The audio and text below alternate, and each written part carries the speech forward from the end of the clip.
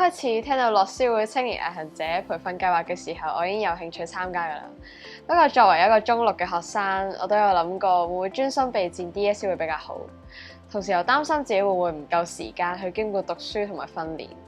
後來就諗參加計劃可以俾自己放鬆一下，唔使淨係匿埋喺圖書館入面溫書，反而會令到我自己對成績冇咁緊張，幫助到我嘅 mental health， 所以最後就決定參加啦。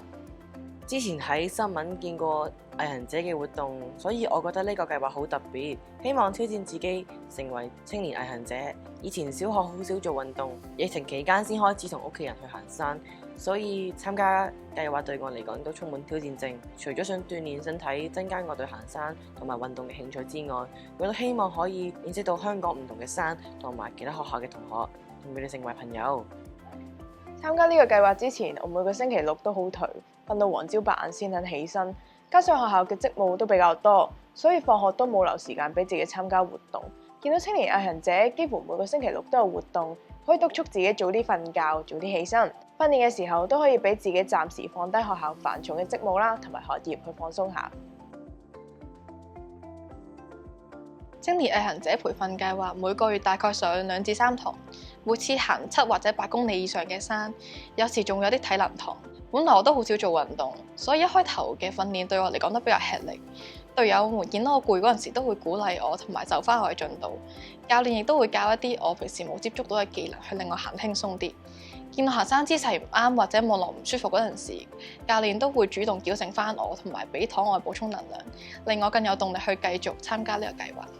計劃仲有挑戰日，要分成4人一組行山。第一次聽到挑戰日嘅時候，我感到十分之愕然同埋彷徨，因為我自己一個人參加呢個計劃，好驚識唔到朋友，就要分組進行挑戰日。好彩有一次我去另一班補堂嘅時候，認識到 Harry 同佢嘅同學，傾傾下先知原來我哋年紀差唔多，又有好多共同嘅話題，所以最後就決定調去佢哋嗰班一齊組隊去參加挑戰日。咁喺呢個計劃入面呢，挑戰日係我最中意，而且覺得別具意義嘅一部分，因為挑戰日嘅路線呢，比一般嘅訓練更加長，難度亦都更加高，仲要係冇教練帶路喎，咁所以好考驗我哋呢，有冇應用到課堂上所學到嘅知識，咁就例如上落山嘅技巧啦、裝備嘅應用啦、團隊合作嘅精神等等。除咗要靠行山 App 嘅地圖去確認路線，更加要靠隊友同埋自己嘅力量，先可以完成成個挑戰日。我覺得我哋可以分享下我哋隊名嘅由來，因為有一次我哋上堂學點樣跑樓梯落山嘅時候，大家都好驚會叉錯腳碌落山。咁我哋嘅隊員 Alexis 佢就一直有玩開越野跑嘅，佢都好鼓勵我哋去試嘅，講咗句説話：只要你哋唔驚死，夠膽衝落去就得㗎啦。我哋幾個就輪流咁跑落去，完咗之後就達成咗共識，不如我哋個名就叫做敢死隊咯。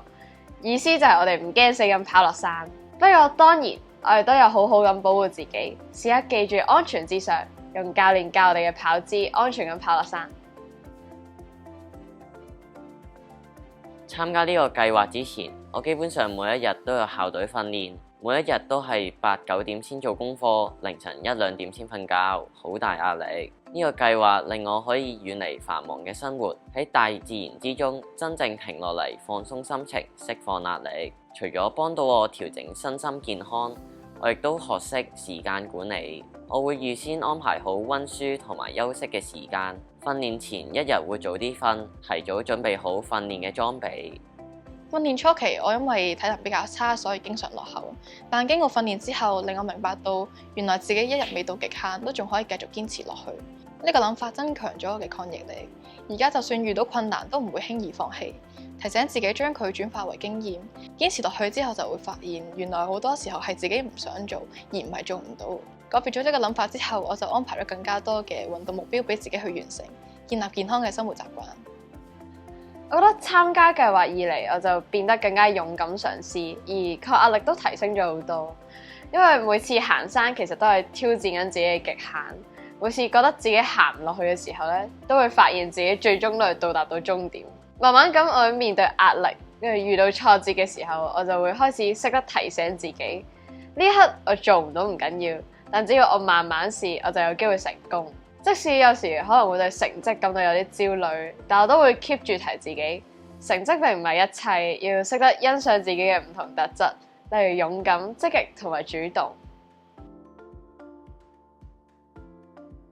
參加呢個計劃之後呢，我覺得我自己變得更加有勇氣咁同唔同嘅人溝通。之前都淨係同自己嘅中學同學玩，就算喺大學參加咗啲活動，好多時候都係自己一個人。咁今次活動好好彩